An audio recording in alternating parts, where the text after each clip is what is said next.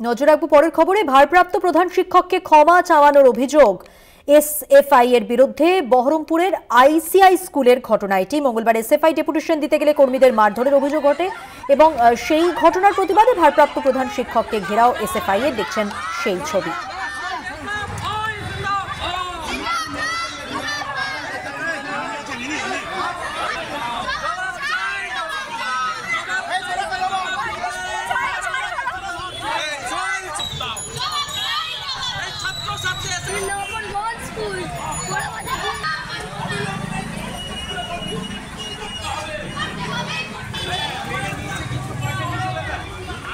ভারপ্রাপ্ত প্রধান শিক্ষককে ক্ষমা চাওয়ানোর অভিযোগ এসএফআই এর বিরুদ্ধে। বহরমপুরে আইসিআই স্কুলের ঘটনা, বিস্তারিত জানবো। কল্যাণ চন্দ্র প্রতিনিধি রয়েছেন আমাদের সঙ্গে টেলিফোন লাইনে। কল্যাণ, কি কারণে ক্ষমা চাওয়ানোর ঘটনা, এসএফআই এর ঠিক কি বক্তব্য, সবটাই জানতে চাইবো তোমার কাছ থেকে।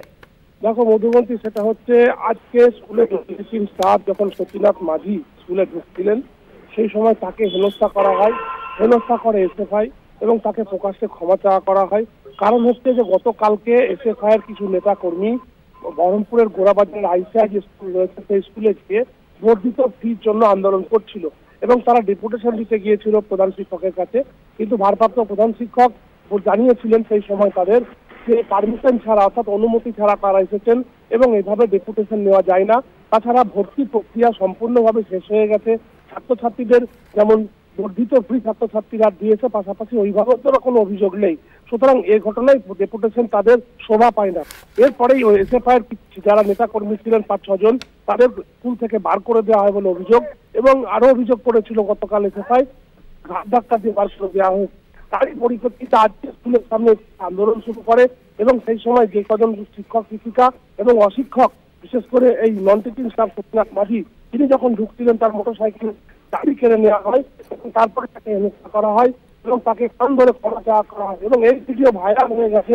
যার ফলে যিনি ভারপ্রাপ্ত প্রধান শিক্ষক রয়েছেন আশিস মন্ডল, তিনি জানাচ্ছেন যে ঘটনা কোনোভাবেই মেনে নেওয়া যায় না। গতকাল যে ঘটনা ঘটে গেছে তার জন্য গতকাল হয়ে গেছে, পুলিশ তদন্ত করেছে যে কার সমস্যা কি, কার অপরাধ হলো, কিন্তু আজকে হঠাৎ করে স্কুলের সামনে এভাবে এসে একজন নন টিচিং স্টাফকে তারা ক্ষমা কান ধরালো এবং প্রকাশ্যে ক্ষমা চাওয়া করালো, এটা মানা যায় না। এটা তারা কমিটিতে আলোচনা করে পুলিশের দ্বারস্থ হবেন। তবে এসএফআই পক্ষ থেকে বলা হয়েছে যে গতকালকে যে ঘটনা, তাদেরকে অন্যায়ভাবে বার করে দেওয়া হয়েছে, তাদের মারধর করা হয়েছে, তারা মহিলা কর্মী ছিল, তাদেরকেও ঠেলে বার করে দেওয়া হয়েছে, সেই ভিডিও তাদের কাছে রয়েছে। সুতরাং তারা ডেপুটেশন দিতে গিয়ে এভাবে হেনস্থা হবে সেটা তারা ভাবতে পারেননি। আজকে যে ঘটনা ঘটেছে সেই ঘটনার সঙ্গে তারা জড়িত নয় বলে এসএফআই দাবি করছে। তবে স্কুলের মধ্যে যে বর্ধিত ফি নিয়ে আলোচনা চলছে সেটা ভারপ্রাপ্ত প্রধান শিক্ষক আশিস মন্ডল জানাচ্ছেন যে 850 এবং 750, অর্থাৎ 5, 6, 7, 8 750 নেওয়া হচ্ছে এবং 8, 9, 10 তাদের নেওয়া হচ্ছে 850 এবং সেটা নেওয়া হচ্ছে সব মিটিং এর সিদ্ধান্ত নিয়ে। পাশাপাশি যে সমস্ত স্কুলের রয়েছে, অর্থাৎ স্কুলের নাইট গার্ড রয়েছে, স্কুলের সুইপার রয়েছে, সরস্বতীপুরের চাঁদা রয়েছে, সমস্ত কিছু নিয়েই টাকা নেওয়া হচ্ছে। সুতরাং এই টাকা নেওয়ার কারণে কিন্তু কোনো অভিভাবকের অভিযোগ নেই। কিন্তু এসএফআই যারা কর্মী সমর্থক আছে তারা স্কুলে এসে বিশৃঙ্খলা করছে, স্কুলের পরিবেশ নষ্ট করছে, যার ফলে তারা পুলিশের দ্বারস্থ হতে চলেছেন। মধুবন্তী, ধন্যবাদ কল্যাণ। প্রতিনিধি কল্যাণ চন্দ্র আমাদের বিস্তারিত জানালেন এই ঘটনা সম্পর্কে।